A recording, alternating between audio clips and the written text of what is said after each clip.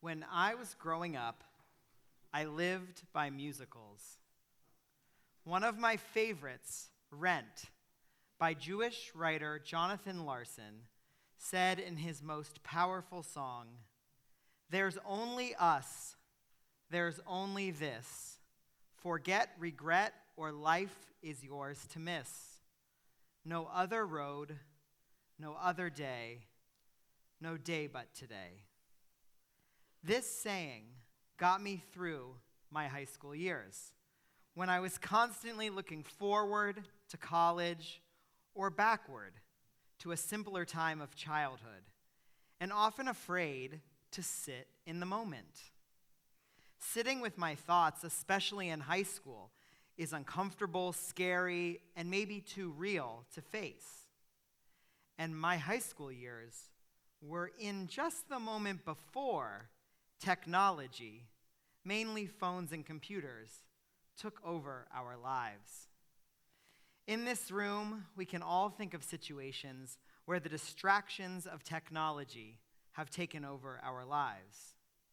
It's a Saturday night, and you're out to dinner with some friends, and the next thing you know, you look up, and everyone at the table is looking into their cell phone.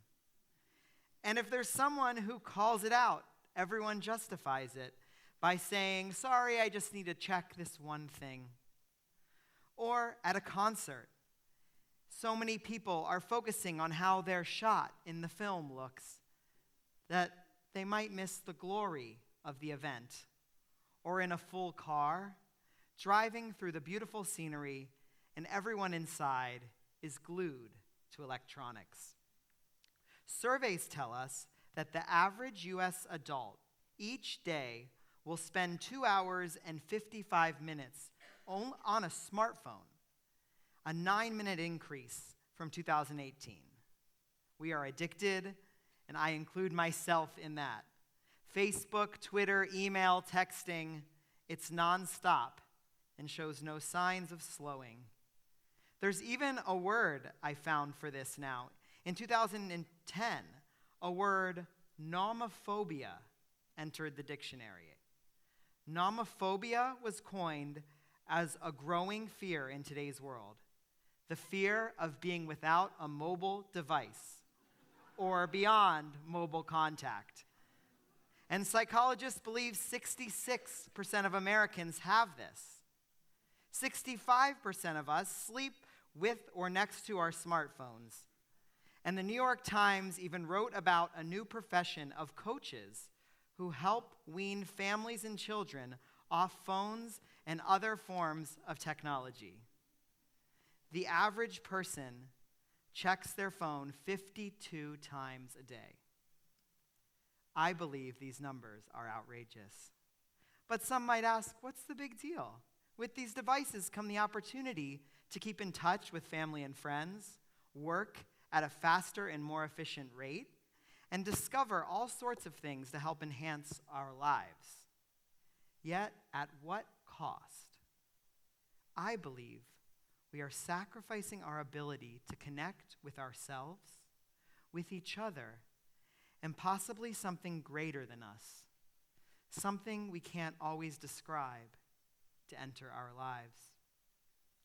We're missing the opportunity to create sacred moments of every kind as we rush to share a thrilling moment on social media. And we're completely closed off to any divine revelation coming in.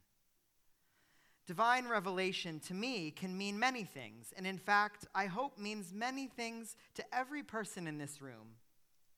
The original moment of revelation as described in the Torah is when God appears to Moses at Mount Sinai, and the Jewish faith, covenant, and people are officially born. It is often said, every Jew who ever was and ever will be born stood together at Sinai when the mountain smoked and trembled, and God revealed the law to them. It later says, we're constantly seeking those moments of revelation from God. Yet in our daily lives today, revelation rarely appears like the Sinai moment with a big thunder and light show. I see revelation as a moment when an answer to the big questions in life become clear. I see it as a moment when you connect with a loved one on an incredibly deep level. I see revelation as a moment when you feel whole and safe in this world and in your own story. Or revelation is when you realize your story is a part of something bigger than yourself. And for some, revelation is a moment with God, however you might see God. But when we're so distracted, there's not even a chance we can connect on this level. Especially if we're having trouble answering the big questions in our lives. We won't even allow ourselves the space, albeit uncomfortable, to find the answers or comfort we need. I believe every person on this planet is seeking answers to those questions in life we just can't answer with science. How long we have to live, what happiness looks like, what love feels like are just a few. But do we allow ourselves the space to do so? I want to suggest that this Rosh Hashanah, these days of awe that follow before Yom Kippur, these days are our moment to return to more open, undistracted selves. Rabbi Abraham Joshua Heschel, a prophet of our time and an internationally known activist of liberal Judaism throughout the 20th century, writes in his book, God in Search of Man, these revelatory moments I spoke of earlier are moments when we are stirred beyond words of instance of wonder, awe, praise, fear, trembling, and radical amazement, of awareness of grandeur, of perceptions we can grasp but are unable to convey, of discoveries of the unknown. He later says, it is at the climax of such moments that we attain the certainty that life has meaning, that beyond all, there is someone who cares. But if you're like most of us, this type of moment never seems to come. We go about our lives, we don't feel revelation at all, which leaves many of us questioning our own beliefs on God or a divine or any revelation. And if there is a God, God sure isn't looking for us. We don't experience answers to big questions or connections outside of the norm.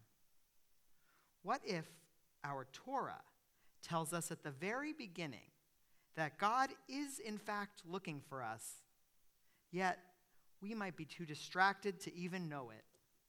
In chapter 3 of Genesis, just after Adam and Eve taste the forbidden fruit, making them human beings for the very first time, God calls out, Ayeka, where are you? The moment after we become thinking, discerning beings, God calls for us. One of our great commentators, Rosh, said that God knew where Adam and Eve were, but God asked this in order to open up a conversation with them. Often the Hebrew of the Torah can provide a deeper meaning for us. When we look into the Hebrew word ayeka, it not only means where are you, but it can also mean there is. Could it be in one word, God is asking us where we are while reminding us of the divine presence? Maybe we are the ones that have to allow space for a divine revelation to find us.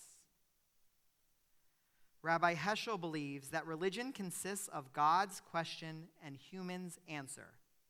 Faith itself is an event, something that happens rather than something that is stored away.